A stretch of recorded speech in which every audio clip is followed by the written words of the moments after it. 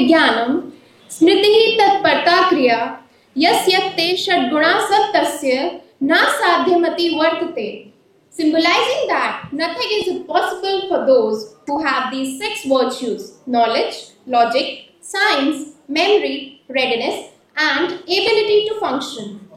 Jai Hind!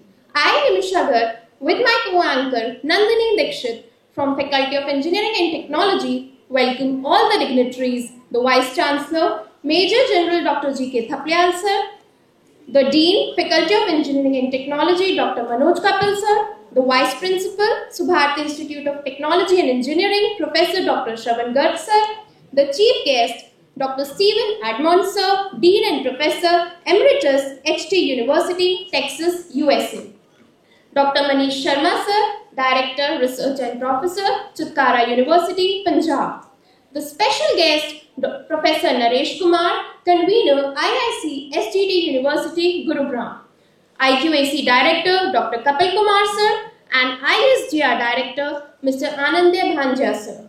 And all the respected deans, the esteemed faculty members, and the students in this international symposium on Bridging Education and Employability, Preparing a Future-Ready Workforce, organized by Faculty of Engineering and Technology in association with Internal Quality Assurance Cell IQAC and International Students in Global Relations ISGR, Swami Vivekanand Subharti University. Ladies and gentlemen, we are about to commence our event by lighting the lamp that spreads shine of knowledge and wisdom. It's our honor to invite all the reverend guests, VC Sir, Dean Sir, Vice Principal Sir, Director Sir, IQAC, and Director Ma'am, ISNGR, on the stage and seek the choicest blessing from Ma Saraswati.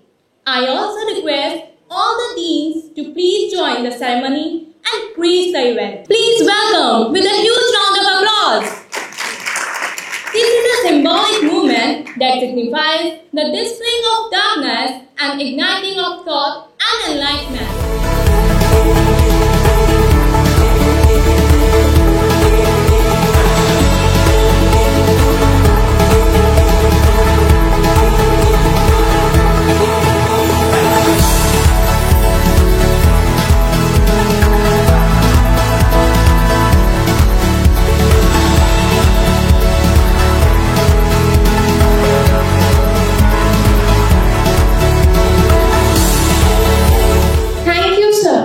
For the guidance and the leadership we have been receiving has greatly influenced our academic community. So, I now invite Mr. Anandya Bhanjia Sir, Director ISGR, to please welcome the distinct guest. Jai Hind. Very good morning to all dignitaries, faculty members, respected deans, directors, faculty members and students. Myself, Anandya Bhanjia, I am Director, International Students and Global Relations. It is my privilege to welcome you all to this international symposium on bridging education and employability, preparing a future-ready workforce. This symposium is organized by the Faculty of Engineering and Technology in association with IQAC and International Students and Global Relations Office of Swami Vivekanand Subharti University.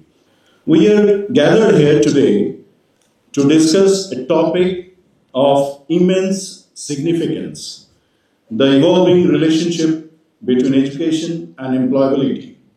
In a world that is rapidly changing with advancements in technology and industry demands, it is essential, it has been, from the very beginning, for academic institutions to align education with the skills, competencies that is required for the future job market. On this special occasion, we are honored to have with us Professor Stephen Edmond from Houston, Tillotson, HT University, Texas, US. As our keynote speaker, Professor Stephen, your expertise and insights will undoubtedly provide us with valuable perspectives on preparing students for global opportunities. We are looking very much forward to that. We are also privileged to have Dr. Manish Sharma, Director Research and Professor at Chitkara University, Punjab, as our esteemed guest speaker. Nowadays, we talk about globalization, collaboration with foreign partners. It is also important to have local partners together working in the same goal, same enriching goal towards the development of our academic and industry. So it is very important, and I really share my gratitude to Dr. Manish Sharma to be here and be part of this international symposium. Your guidance will surely inspire and guide us in shaping better future for our students. I extend my thanks to Professor Naresh Kumar, the convener IIC, the SDT University program, for your kind presence and making this event successful.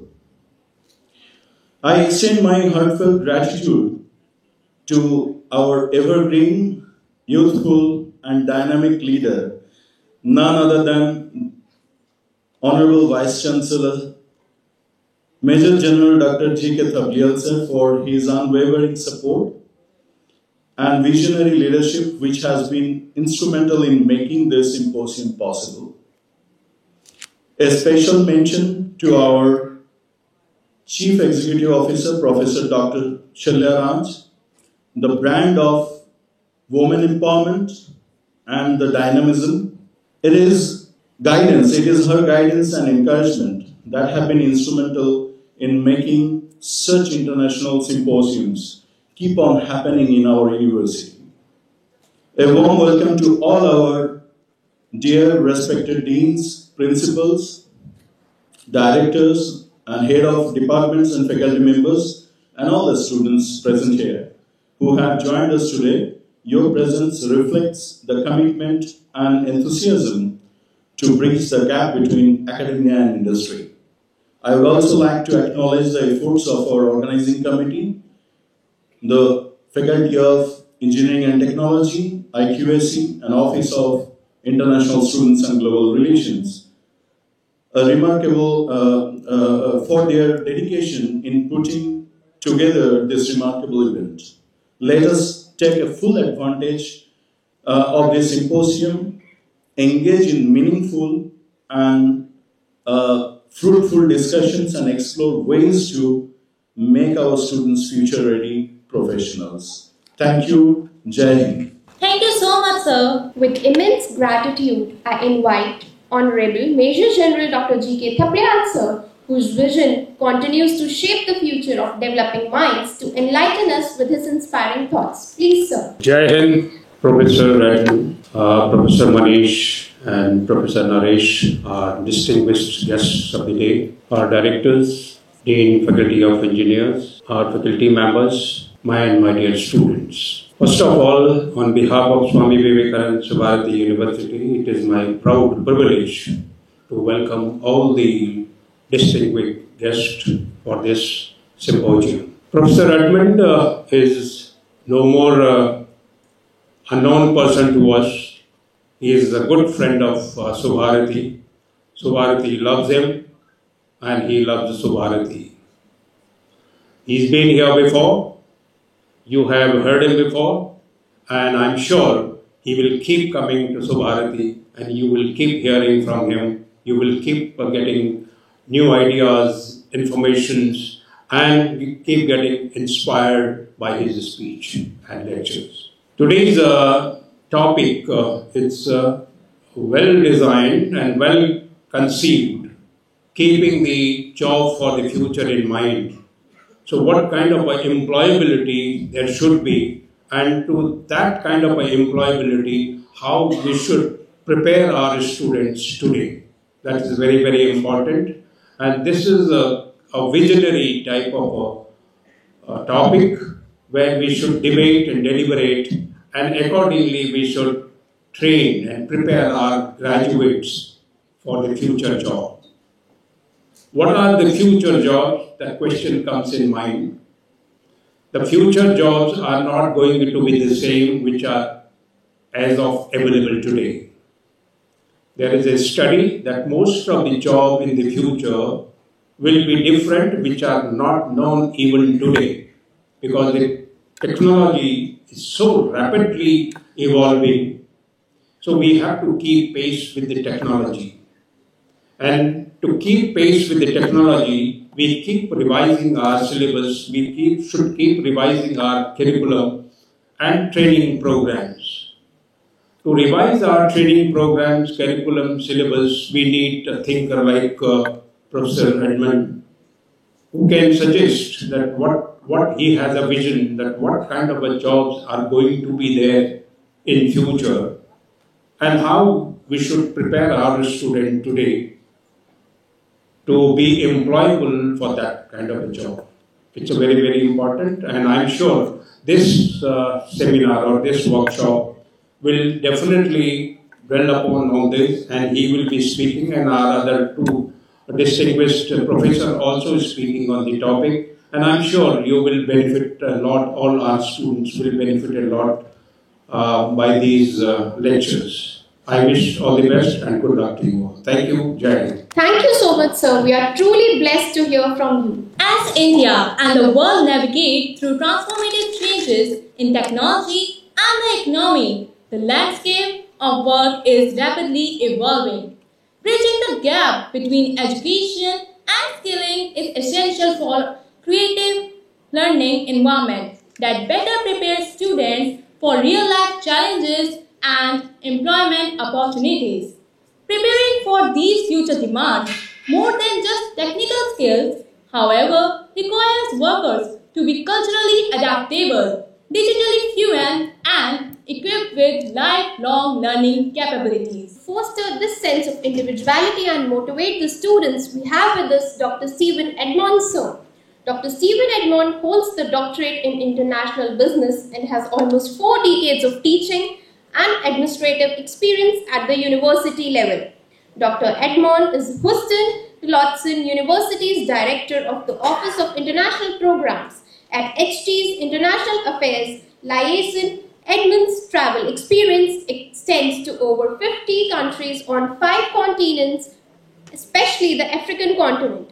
Early in his tenure at HT, Edmond was awarded a UNCF grant to create a 2-week training program in Monrovia, Liberia, to train women to become better business owners. He also helped launch a community bank to support microloans for Liberian women. Edmond sir was the recipient of the ExxonMobil International Faculty Development Fellowship. This fellowship enabled Edmond sir to attend a series of seminars over a 2-week period in Budapest, Hungary and Prague, Czech Republic. Additionally, Edmond sir was a visiting professor of international business at Montreal Tech in Mexico City, Mexico for over 1 year, where he taught in the MBA program.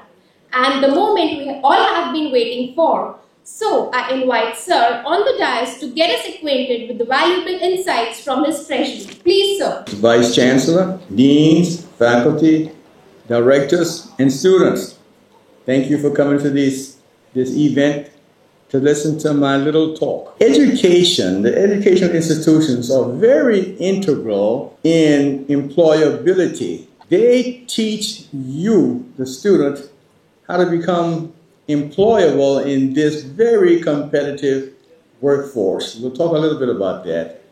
The job market in the U.S., let me talk about the U.S. I know about the U.S. quite a bit, and I'll try to give you examples.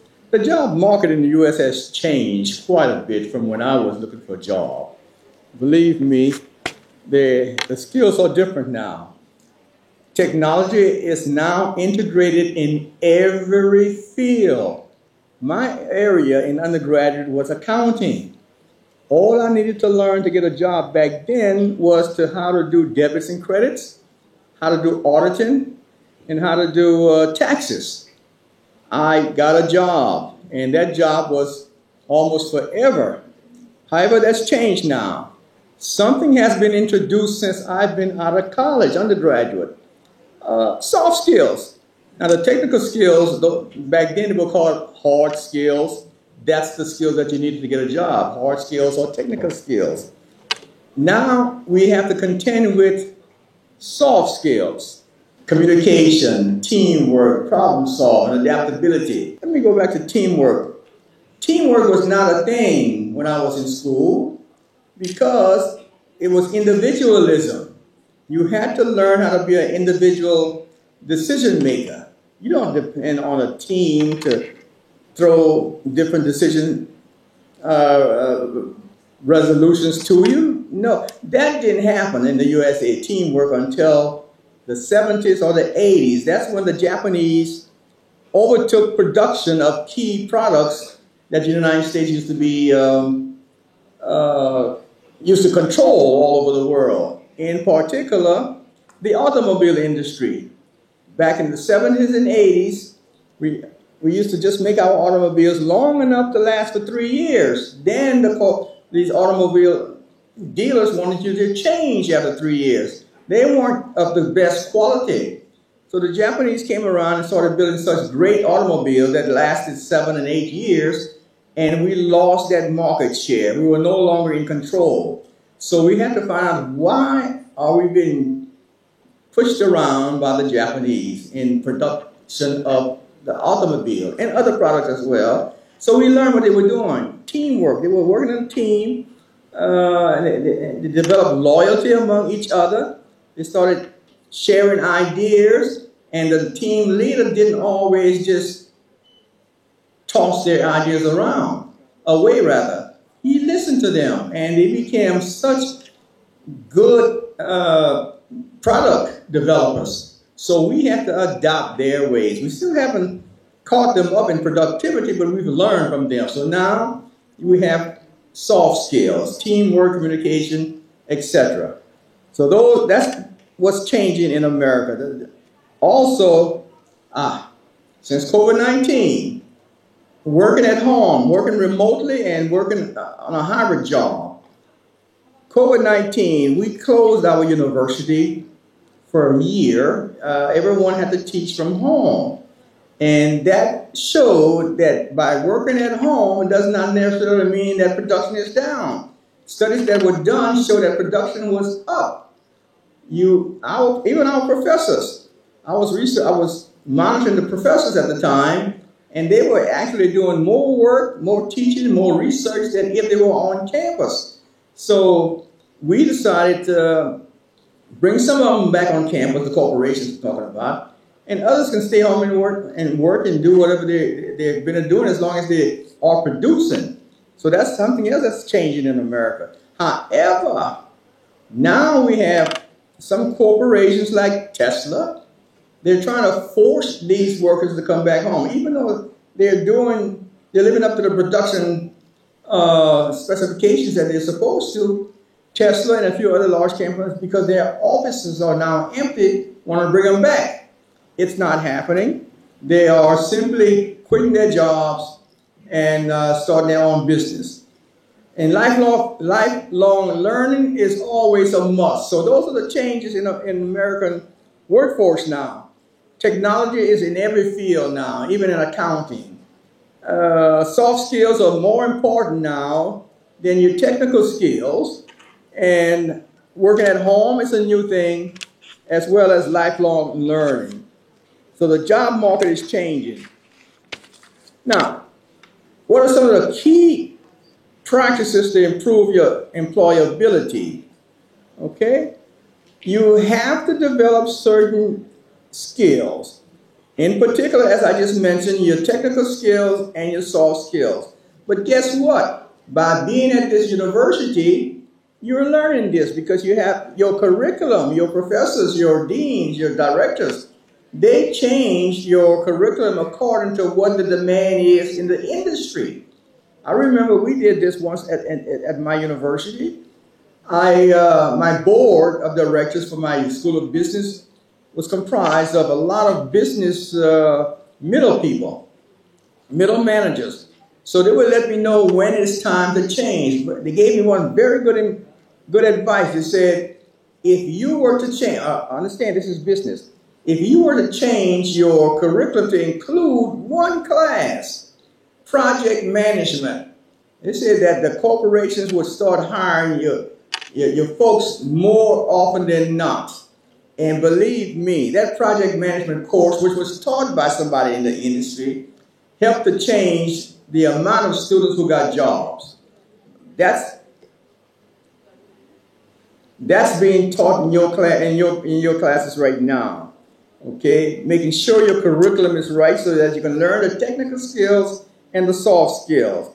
And of utmost importance as well is experiential learning.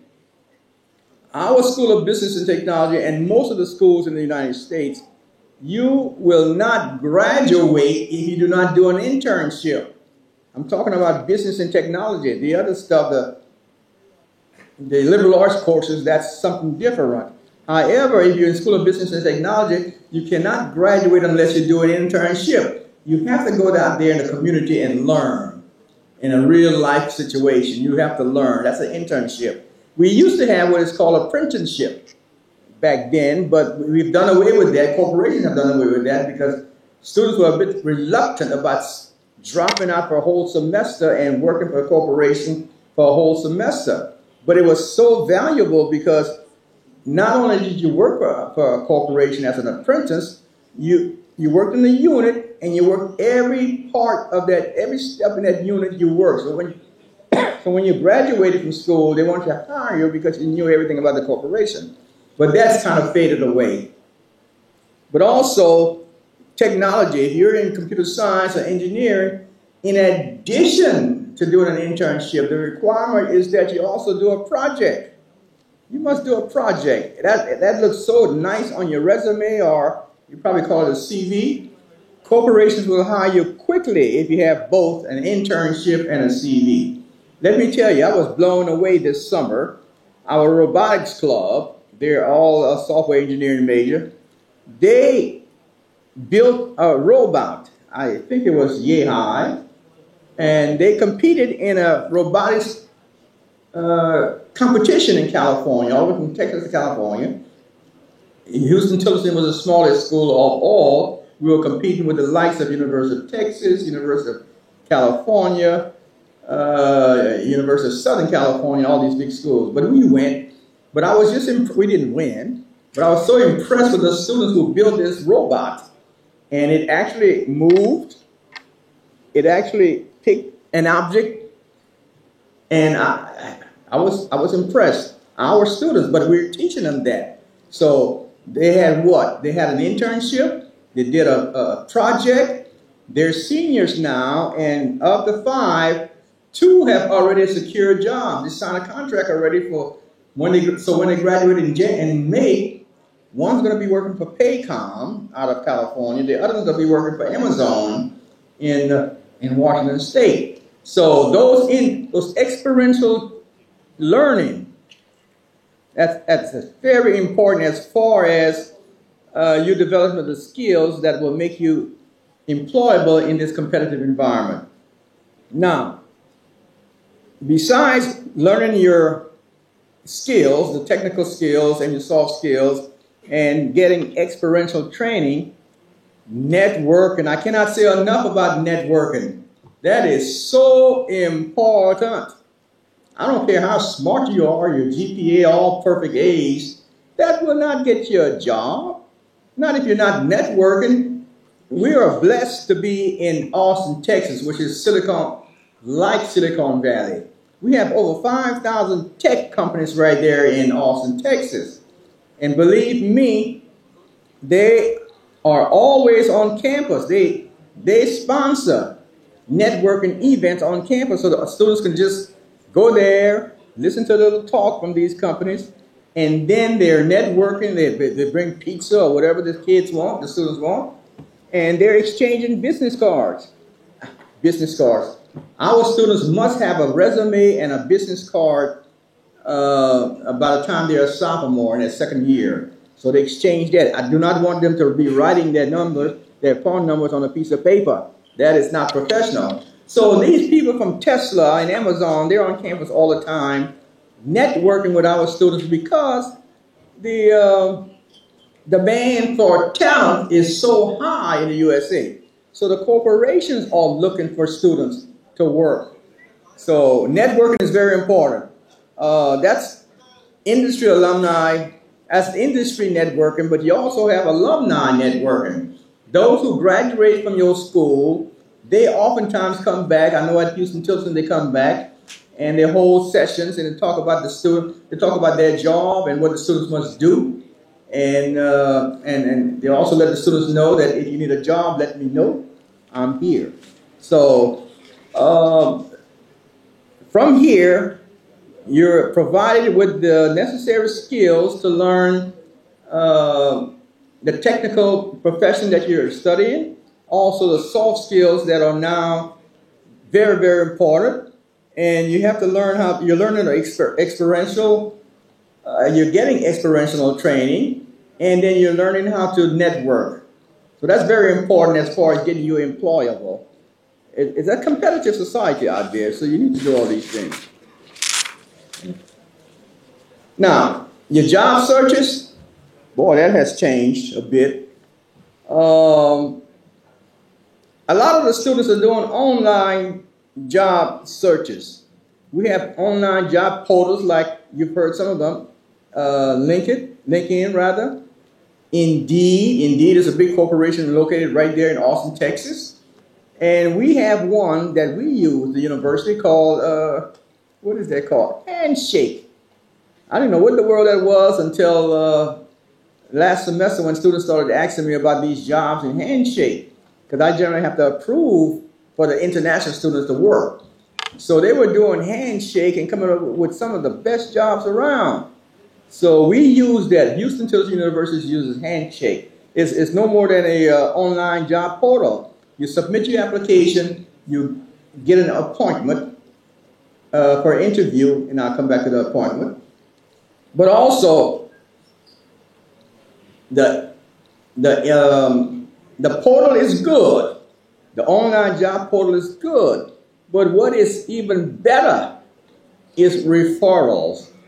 If you have a friend working somewhere and that friend recommends you, more than likely, if you have the skills to do the job, you probably will get the job. Example, there's a new bank that opened up in Austin, Texas about November, I think it was. And since then, once they hired one student. And you know, since then, there are 7 HT students over there now by way of mouth. Referral. Also, FedEx is a major corporation.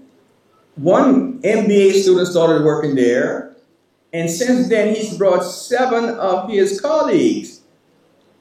And they're paying good money. As an intern, they pay them $20 an hour and promise them to hire them in their departments for various jobs upon graduating. Not only do they make $20 an hour as a part-timer, they also get $5,000 scholarship towards the tuition.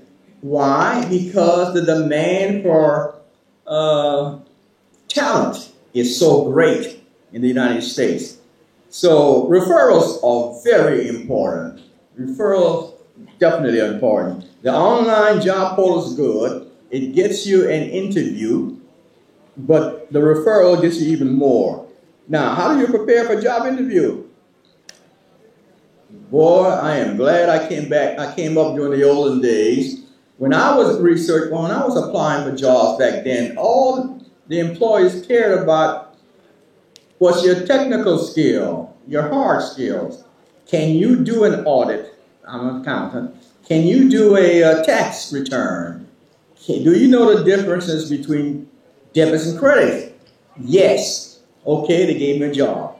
They didn't ask me, they didn't care about teamwork or anything of this nature. So it was easy back then. Now, they've incorporated a type of interview that's a little different than what my generation was accustomed to. It's a behavioral interview. Most of you have heard that. I'm sure your professors are teaching you how to prepare for a behavioral interview. What a behavioral interview is that you are asked a question, a situational question, and you're supposed to come up with a solution. What if this happened? What would you do? And boy, we have caught people off guard, because I have not done a situational interview, but I'm in those interviews now because I'm usually on a search committee for different faculty members, for different VPs, and most of them do not do well. You know, they know that they're going to have a behavioral interview, but they still do not do well. They do not prepare correctly. You never know what's going to be asked of you, so you cannot study everything. So this is something that's new. And of course, you're going to have your technical interviews, so you already know that. You're studying right now on Python. You're studying on data analytics. You're studying all this already, so that's no problem. The second part, the behavioral interview, please, if you have not started learning about the behavioral interview, learn as much as you can and learn as many ways of answering a situational question. What if this happens? What would you do? You need to know this. Okay? I'm so happy I didn't have to know this when I was looking for a job 40 years ago. Okay? Cultural fit is important. Do you fit with this university's culture or this corporation's culture? Not everybody will fit. Giving you an example of my university, I used to hire different faculty members, different directors. And one gentleman, he had all the skills, he had everything going for him. He was sharp. But then I asked one question. Have you worked with a diverse group of students and faculty before? And because our university is very diverse, we have Hispanics, we have blacks, we have Asians, and 20%, 25% of our student body is comprised of international students from about 18, 20 different countries. So this guy said, no, but I can learn. And that was it. If he did not have any experience with a diverse group of people, I do not believe in hiring people to learn on the job. So with all the good skills he had, I really wanted this fellow, but I did not bother hiring him. Have a cultural fit. Know what the culture is of the organization that you're applying for, and prepare yourself. Prepare yourself for it. Okay? So, lifelong learning. You never stop learning. Please do not stop learning, because you're going to be a dinosaur. Others are learning because, especially those who are in the tech industry. My goodness, that tech industry changes so fast. So if you, like for instance, AI right now, that's something new. Matter of fact, it's so new. We finally have a course in AI just to give you the basics of AI. So learn continuously. Professors have to do it. Professors are continuous learners. So you as a student, you're going to be in a competitive market, and believe me, it's very competitive. You need to learn everything about your area. Do not stop after you graduate with a first degree or a second degree or even a third degree. Continue learning. Something's always changing if you want to be competitive. Okay? The job market changes very quickly. So if you want to be employable, learn the skills. Your university provides you with all these skills. They provide you with soft skills and technical skills.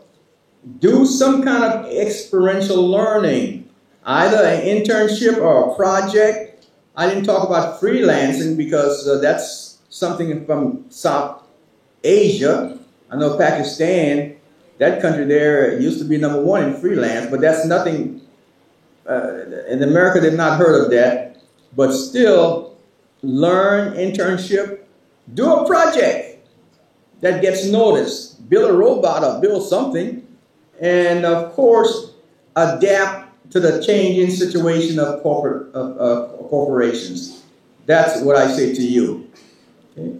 But before I leave, I don't think that anybody's pulling me off right now. Let me give you a little insight about employability in the United States. We are hurting. we are hurting so badly. We do not have the necessary talent pool that we want. There are now 93 unemployed individuals for every 100 jobs. So that means we have a lot of jobs left that we cannot fill. We are having to issue temporary visas to students, to individuals around the world. Like, for instance, our nurses. We go to the Caribbean to get our nurses because we do not have enough nurses. We train them, they come to our college, they go back home. We bring them back. For agriculture, we go to Latin America for the agriculture because we have so much work, but also for STEM. We come to Asia and Africa for all our STEM folks. We need software engineering. We need medical doctors. We need, anything in STEM. We have to come to Asia and Africa for those people. We bring you over on a visa, and we hope that we can keep you there. We offer you enough money. We offer you a signing bonus. I'm going to give you one example, and then I'm going to walk off of here. It's a little kid from Nigeria. He graduated from me and started working for Amazon. You know, that 22-year-old boy, 22-year-old guy, ended up getting a salary of $145,000 as a software engineer. Microsoft was competing for his services, but he went with Amazon. Amazon paid more. And what's a trend right now? You get a signing bonus. That's just a separate check they give you to guarantee you will come to them. This young man got a signing bonus of $65,000. So that's how desperately the U.S. is in need of talent. We are short of talent. We have more jobs than we have talent. So after you graduate, do not drop out of school now. After you graduate, if you need a job, think about the U.S. If you're STEM, if you have a STEM degree, we are short. Thank you very much. Thank you so much, sir. The session did really germinate the little seed of thoughts in our minds. As the saying goes, a word from wise is enough. Today, we are grateful for the presence of Dr. Manish Sharma, sir. Professor Manish Sharma, sir, completed his PhD from Banasali Vidyapeeth in 2017. He holds MTech degree in Electronics and Communication Engineering from Visvesvaraya Technological University, Karnataka. He holds Bachelor of Engineering degree from Mangalore University, Karnataka, which he completed in year 2000 with specialization in Electronics and Communication Engineering. He has more than 20 years of experience in research, teaching and administration fields. He has been guiding 10 PhD students. At the master's and bachelor's level, he has guided more than 15 students. His expertise is in RF and microwave, where he has depth knowledge of simulators and also have knowledge related to the characterization of microwave components. He has also filed patent in field of RFID technologies. He has also won Certificate of Appreciation for publishing articles in High Impact Journal for the academic session 2018-19 at FGT University. He was session chairman in many JEEE conferences held across India and won the Best Presentation Award at International Conference WCAN 2018. He was an active member in Board of Studies for 3 consecutive years from 2017 to 19 at FGT University, Gurugram, India. He has published more than 100 research papers in reputed journals, JEEE conferences with high impact factor and H index. He won Best Teacher Award for 2 consecutive years, 2013-2012. Due to his passion for research, he is also exploring new opportunities in different fields, including neural networks network, wireless sensor, network and machine learning. He has also started exploring antenna design by implementation of artificial intelligence and machine learning. We are really fortunate to have got a chance to hear from him and learn from his experiences. So, I invite Sir to please share his views in this regard. Yeah, good morning all. First of all, I would like to thank the Vice Chancellor of the University, Dr. G.K. Taplial Sir, and all deans, directors present over here, and one of the guest speaker, Dr. Stephen Sir. I think Stephen Sir has elaborated a lot related to the topic, and he has touched a lot of fields and what is the future requirement over there. So, to go into depth of this topic today, so naturally there is a need of academic that can bridge the gap. See, this is a key word which we are hearing for a long time now, the gap between the industry and the academia. So it is not a new keyword. For example, if I take my journey, I completed my BTech in the year 2000 as the students gave my introduction today. So during those days, I think many of my colleagues sitting over here, they can put a right tick on that, what I'm saying. So during those days, there was not so much emphasis on the skills, right? So what was the need of company? Like they used to see, they used to take a test related to technical aspects, what you have learnt in the class, okay? And a little bit of analytical ability if you have. So based on those, I think I can call those as the skill set of those times, okay? But as we are in 2025, right? So the scene is in 2025 and we are now the 25 years ahead of what I was talking in the year 2000. The system, the things have totally changed. If I go back again to 2000, what the company used to do, like my friends, right, they are in Infosys, TCS, and they are in big giants like ST Microelectronics and so on. So what they used to do, they used to hire the candidates or the students and they used to give the training. Okay? So I think that training concept has come to an end, right? Now the industry, readily they need the engineers so that they can be deployed directly to the project, okay, with some basic training for say 3 to 4 months. It was not a rigorous training what we used to have in the year 2000, like 1 to 2 years of training. Then the industry used to invest 1 to 2 years of time in us, and suddenly they came to know that the candidate is switching now. So now what industry, the latest need of requirement is they want the student to have well-versed knowledge prior to joining the industry, the skill set they need to develop at the earliest. Okay, so that is the need of an hour. And I think if it is not only correlated to the students, even the faculty fraternity who are sitting over here, I think it is applicable to them also.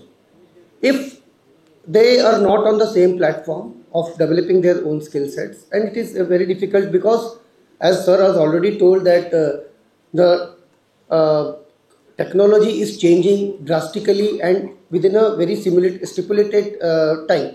For example, if I take the invention or the application of AI and ML, right? And in my introduction, I think students have told that I have more aligned my work towards AI and ML because this is need of an hour.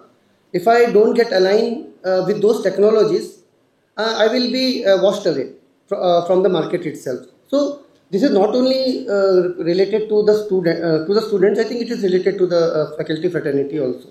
So as sir was mentioning about the handshake, right? So if I give an example of handshake, the keyword, I had few keywords which I noted down from sir's speech. So one of them was handshaking. So actually it's an technical word which is related to wireless communication system, because I am an electronics and communication engineering. So I thought why not to relate this keyword with that technology. So it's nothing but when you are you're moving and you're taking a call and you're on a mobile phone, okay? So you're switching from one base station to another base station. So that switching is possible only because of the handshaking which is taking place. So that is one of the example in the bridging the gap between this academics and the future ready workforce for the students. Now, if I come to the government aspect point of view, as we are in India right now, so as from the government point of view, see, there are a lot of efforts are being made to make this force ready, because we have Make in India concept now, right? So that Make in, see, I am also heading the office of Institutional Innovation Council in the capacity of Vice President. So at our university, we do at least 650 activities with the students, 650 plus activities with the students throughout the year. So you can just imagine that 2 to 3 activities are being done on the daily basis, and it is done by each department. So I am very closely in touch with all the departments, almost all the departments, where these activities are being held, and it is based on 4 important verticals called RISE. So research, innovation, okay, S stands for startup, and E stands for entrepreneurship. Okay, so our country is more moving towards or aligning towards the entrepreneurship type of culture in coming future, and that's what the Make in India concept has come into picture. And moreover, if I talk about a portal called the Yukti portal, it is basically exclusively meant for the students' purpose, where they can come up with their ideas, okay? And you know, now it is a very common culture, like a student filing up the patents, okay, students coming up with the projects, and student implementing all this. Why this is happening? Because of the skill upgradation which you are experiencing through your faculty fraternity, through the different programs which are run by the departments, which are run by the university, and whether it's outsourced or whether it is given by the your internal faculty itself. So that is a trend, and that is the concept which has been come into picture in nowadays in the recent universities or any engineering college or any other field which you take as an example. It is not only related to engineering. You go to any department, you go to pharmacy, you go to hotel management system, you go to any, you name them, you need, and the things are being in place for the skill development of the students. Now coming back to the government policies which they were having. So what they are doing for the skill development for the student point of view. So I think you might be aware of the SIH, Smart India Hackathon. How many of you are aware of Smart India Hackathon? Smart India Hackathon? Yeah, so a few of the students are aware of Smart India Hackathon. So this is a hackathon. Now what is a hackathon actually? What is the definition of hackathon? Hackathon is nothing but a government is placing the problems which they have gathered from the environment, and they are trying to sort it out. From whom? It's from you students. Yes, it's from you students who have their own way of thinking. See, there is a huge age gap between us and the you students. But the thinking power, what you can have right now, that might not be possible in our case. We can be a guiding force to you, right? So that is the thing. So this is one of the way of developing the skill set in the students through this Smart India Hackathon program. And you won't believe that more than 30,000 teams have participated this year in Smart India Hackathon throughout the country, and that is a very huge number. And mind you, each team consists of not less than 6 students. So you can just multiply and you can just see how many of them students have participated. And what is the use of doing all these activities? It is nothing but indirectly they are nurturing the students, and they are trying to develop the skill sets of the students so they can get ready for the next generation of jobs. Now, if I take the technology called AI/ML, okay, I will just give an example. I'll go back to the technology of internet. Internet is now in everybody's hand. Okay, so back in 2000, when I was doing my BTech degree from 96 to 2000. So in 98, our university established an internet cell facility for the students, right? It was very honestly, it was very new concept. And during those times, if we went to an internet cafe, we used to pay 60 rupees or 80 rupees per hour. And the speed, once we hit the enter button, we used to wait for a minute for something, that web page to get download. So that was the case in the year 2000. This is all because of the technology enhancement. I will touch this part later on. So just imagine, and one of my friend was just sitting, who used to sit with me in my class. He came and said, यार मनीष, मैंने ना आज Yahoo पे password और login बनाया, मैंने नया Yahoo account create किया. So we were so much afraid. I told my friend, क्या यार ये काम तू मेरे लिए भी कर देगा प्लीज, मेरे लिए भी ये लॉगिन और पासवर्ड बना देगा, can you create a login and password for me also. I was telling my friend. So you just imagine the technology during those times and the technology which you can see right now. It's on your the technology is just in your hands now. And I'm afraid that in coming future you won't be having your mobile phone in your hands also. There might be something else. The screen in front of you might pop up, okay, and just with the fingertips you will operate it, and if you don't want, it will as per your wish, it will get closed. You can have so many technologies, they are coming up right now. And I was talking about AI ML, okay. So earlier, if I talk about if I go back some 10 to 15 years back, I think there was no crush on AI ML technology, right? But the recent times, this 7-8 years, I think this technology has taken, I'm just taking an example of only one of the technology. There are many other fields which needs to be get improved, which needs to be catered, and which needs to be taken care of.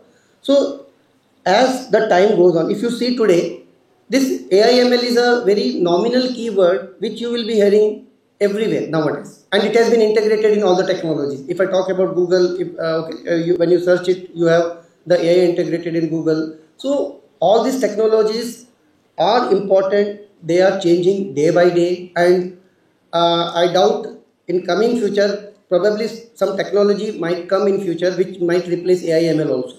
So that's the importance of having the skill sets developed and keeping pace with the technology. You need to know what the latest trends are going on, and upgradation. It's very important.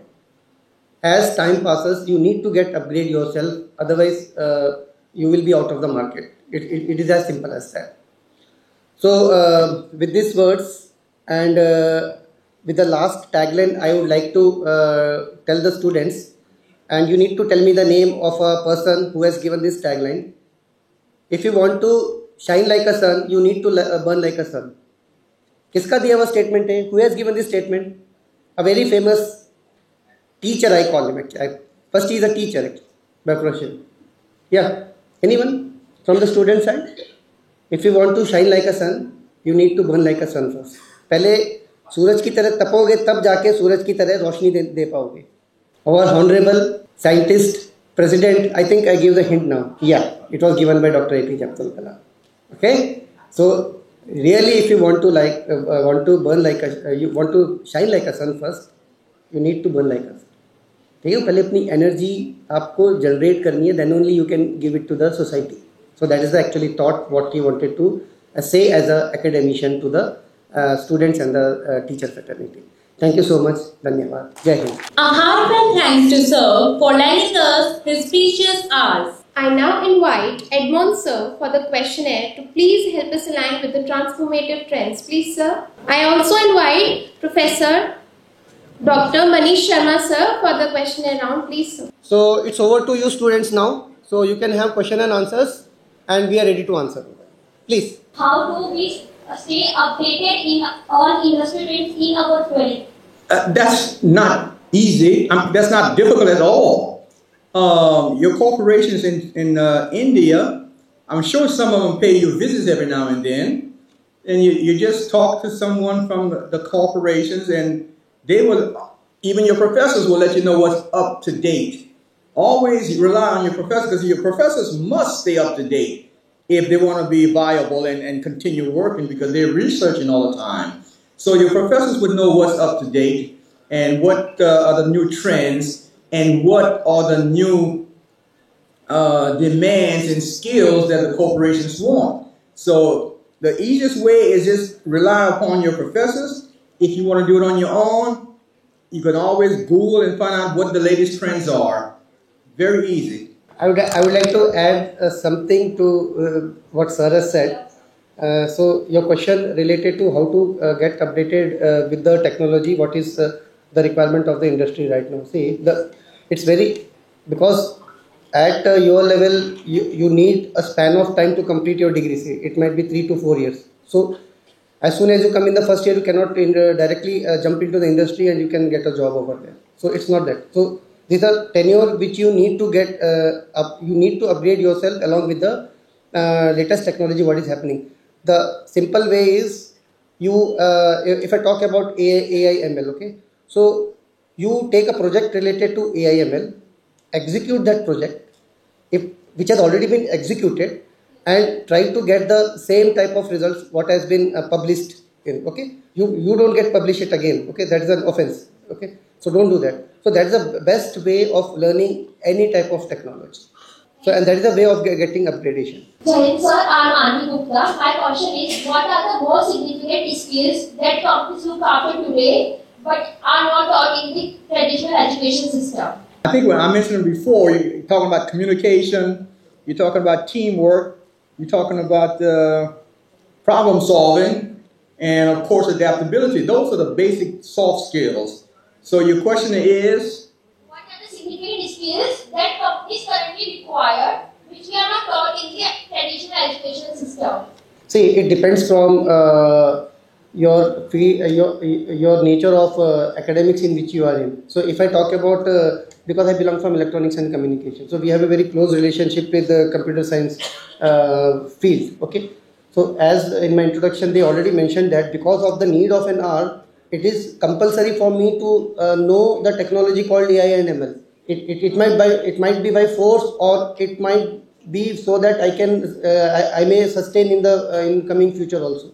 So that is the need of an hour. So that depends upon the type of course which you are in. For example, if you are hotel management, then you need to see that what kind of real skill sets are being needed. You can have an industrial visit, you know, they make a lot of sense if you take it in a positive way.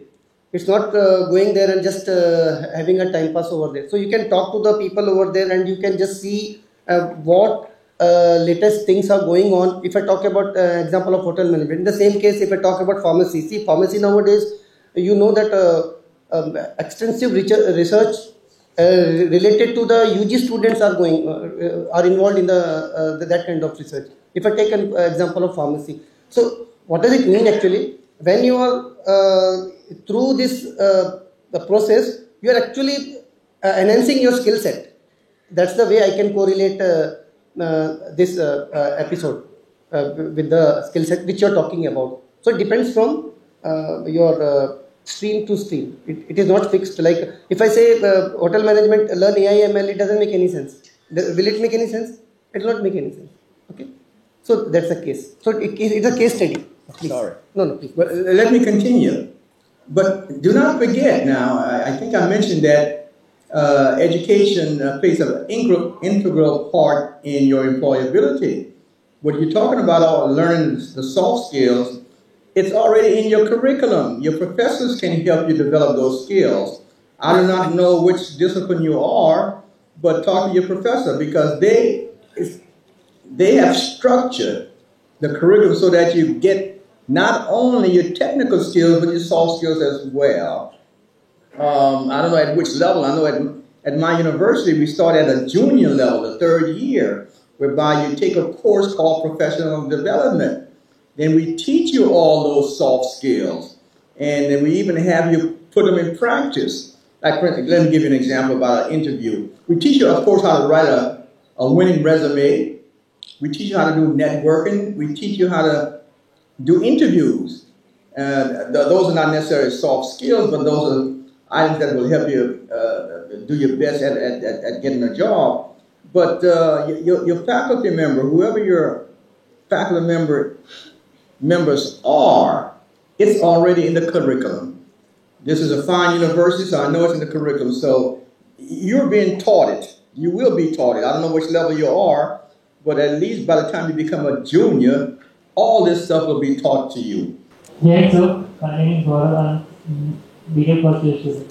So my question is, what are the key qualities and skills that a student have to be professional in their field? Like, what are the key qualities they have so that they can do better in their field? Like, as a first year student, so I got confused, like, what do I do first? Piggybacking off what I just said, you're a freshman. By the time you start at your sophomore level, you're going to start developing your technical skills. I think in your second year, whatever your major is, you will begin taking courses that you're majoring in, your discipline. And then as you become a junior, you will have almost all courses that will teach you about your technical skills. And then you're going to start learning your soft skills as well. But as a freshman, you're just taking general core educational courses right now. So be a little patient. By the time you're a sophomore, your professors will start letting you know the courses that you need to take in order to enhance your soft skills and your hard skills, but not in your freshman year. Hello, sir. My name is Jankit Kumar. I am second year student. So my question is that DIPS, now you see that AI, that is DeepSeek. It is very, very fine and it code very nice. That is the best engineers, I think. How we can overcome from this problem? I'm not well versed with this much latest technology. I think no, it's okay. But when AI/ML came into picture, okay, then also it was a thought that the humans will be replaced. But is it so? No, sir. But yeah, that's what I'm saying. So the time will tell the technology development how it is going to impact the industry and the academia in future.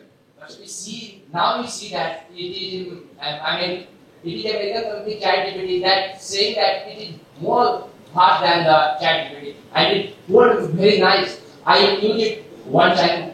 I used it in 2 or 3 days before. It worked very nice. Even it solved all the problems that's difficult to solve. No, what kind of problem? What do you think? These problems, sir. See, writing a letter, okay, and drafting a letter, and these are activities. I don't think these are the problems which can be. See, then I was talking about the Smart India Hackathon. Then why these all hackathons are happening? Yes, sir. Yeah, they won't happen in future. Is it not? But they are happening. Why? Now many companies are using that AI, sir. Instead of solving freelance, instead of getting from freelancer, it uses only AI, sir. I think what I can say, we should leave it to time. Let time decide, and let's see what the new technology is going to come and how it is going to have an impact on the society. That's what I can say at this point of time. If ChatGPT is doing everything or AI is doing everything, what will happen to the workforce? Tomorrow, the companies, they don't need the workforce, they will do using the AI or the ChatGPT. Is it your question? Yes. Okay. So the point is now, it is not human versus AI. It is human with AI. So in coming days, you will see that we need to build ourselves in such a way that we understand what is AI and we should be enough knowledgeable and useful ourselves, make ourselves useful to handle the AI itself. So we should learn AI in that way. Like earlier, if you talk about computer internet, it was not there before 80s or so. There, it was there, but in the government segments mostly, not in the privatization segments, or mostly not was there in the schools, universities or colleges. So, but there was also a generation we were very skeptical about this new technology coming in. We have seen Y2K bug and many things, but did anything happen in changing drastically in a wrong manner in our era? No. We gradually started understanding it. We evolved with it. We learned it, and we became the workforce, the best workforce, technologically advanced workforce throughout the world. it will again, how you are looking at it. Are you going to adapting it as Professor Edmund has said earlier in his speech? You will be dinosaur. If you are not evolving with it, if you are not learning it, we have to be with AI, not it is the AI is against us. Okay. The worse we have to adapt, the worse the technology. There will be specific segments because we don't have a direct understanding. If you are keep on learning AI, ML, we have engineering program in AI, ML. Definitely, there are various certification courses also. If you would like to understand more about AI, ML, we have various short programs also, specific industry-oriented programs. See, there are AI, you can see in the medical health profession, where the robotics, robots, robotic equipments are doing this, helping in surgery. They are not doing taking the decisions, but they are being guided by the professors, the medical professionals, the surgeons who are guiding the these robots to do the precision surgery. So in like in Tesla, if you look at it is AI driven, right? So in every segment, whether it is automobile segment or IT segment or medical segment, healthcare segment, there are different segments. You cannot learn everything. You have to choose certain segment and then study it, and you will be knowledgeable in that particular segment. We had these big old mainframe rooms, classroom, just a mainframe, no portable computer or anything of that. So the concern was these machines will displace American jobs, and we'll have no jobs at all, just like you're talking about today. And that has not happened. What happened is that the technology, the computerized technology only created opportunities. Yes. It made for so many different jobs. Of course, you have to go back and relearn different skills, but it happened. Look at India. It catapulted India way above those developing countries when the computers really came out. Because now, I know the USA is sending quite a bit of its software and other computer issues over here to be resolved by software engineers over here. So it is creating opportunities like it did during my time. And I'm sure with AI and all the new technology that will be coming up soon in the near future will only enhance opportunities for people like you. As long as you keep learning, you have to continuously learn the new trends, the new computers that are coming out, the new skills that are necessary. It will not replace man. And I think on a single case study you cannot come to a conclusion. आप सिर्फ एक case study को लेके conclusion, you cannot draw a conclusion from there. Okay, you need to know the impact of this technology as a whole, then only you can come to a conclusion. When it comes to the AI and whatever chatbots you have seen over there, I would like to add something, that there is no technology, as Mr. Rajas just said, that AI is with people. Okay. So, from which specialization you are? IT. So, in computers and IT, there are 3 stages, or there are 3 events in computer science, or 3 processes: input, process, and output. Okay? Something you have to give the input, then it processes, and then it comes out. Even in the case of AI, you have to give the input as a prompt, or it will take input from somewhere else. Okay? You have to give the input, then it will process, and will give the non-desired output that you are not desiring. It means it can give the exemplary output as well. But the foremost and the utmost and the main thing is it requires the input. So who is responsible for giving the input? No one. Okay? Yes.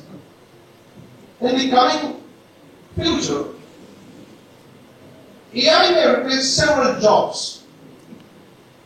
Okay? But it will create, if 100 of jobs are closing, then 500 new jobs will be popping up, will be evolving over there. Okay? So it's not like that we are interfacing with each other as a rivalry. We have to be to the pace and with the time we have to grow with the AI, and it's a fantastic technology. If you have any query other than that, so I would like to respond it right now. Is there something? So the utmost requirement is input. So who will give the input? Who? Prompt. You said that a couple of days you just see what do you see over there? So that's what I'm saying. So you just have inserted a prompt, no? So without prompt, does it give you an answer? So who gave the prompt? You yourself. So in all the AI-driven technologies, whether that's a Tesla car, whether that is a satellite program, whatever technology is that, the foremost and the most important element is your input. Okay? So it will not work a single step without your input. So you are the main key feature in that. Is that okay? Thank you so much, sir. The session has opened new horizons for us to think and inbuild ourselves with transformative learning procedures. I now invite Professor Naresh Kumar sir along with Dean sir, Faculty of Engineering and Technology, Director sir IQAC and Director sir ISGR to present memento as the sign of appreciation for the session to the today's guest of our symposium.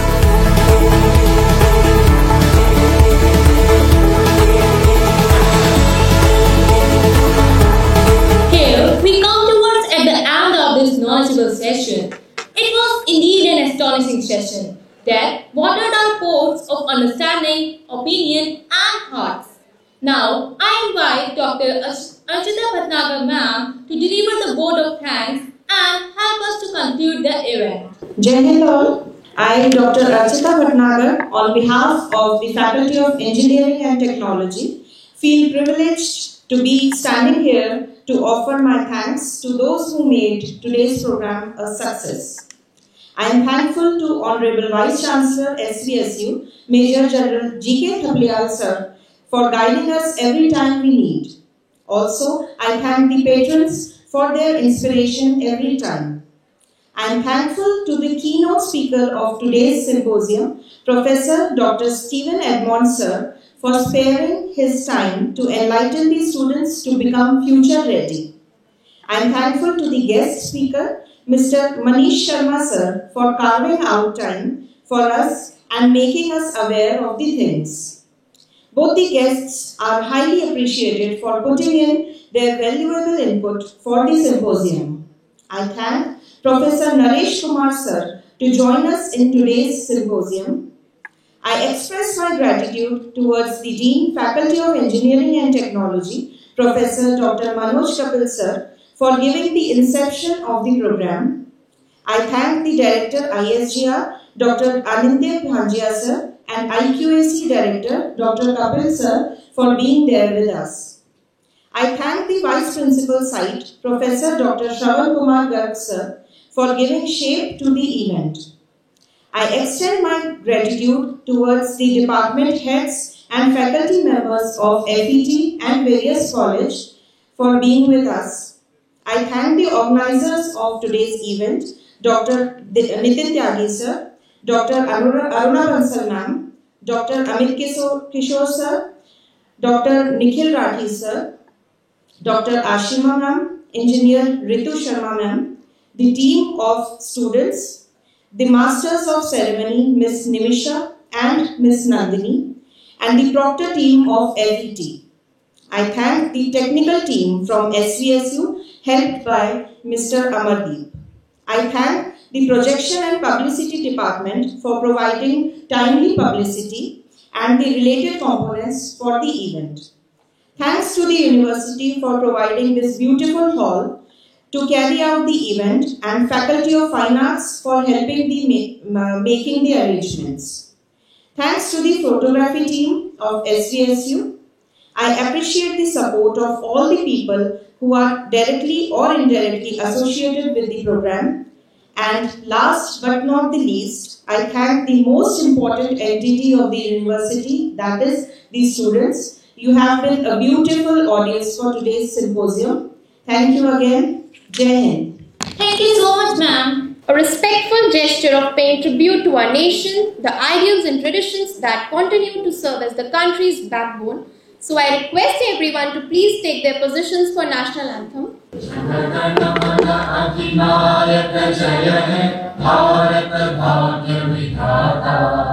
Punjab, Sindh, Gujarat, Maratha, Dravida, Utkala, Ganga, Vindhya, Himachal, Yamuna, Ganga, Ujjala, Jaladi, Taranga. Tava Shubha Name Jage, Tava Shubha Ashish Mange, Gahe Tab Jaya Gatha. जनगण मंगल दायक जय हे भारत भाग्य विधाता जय हे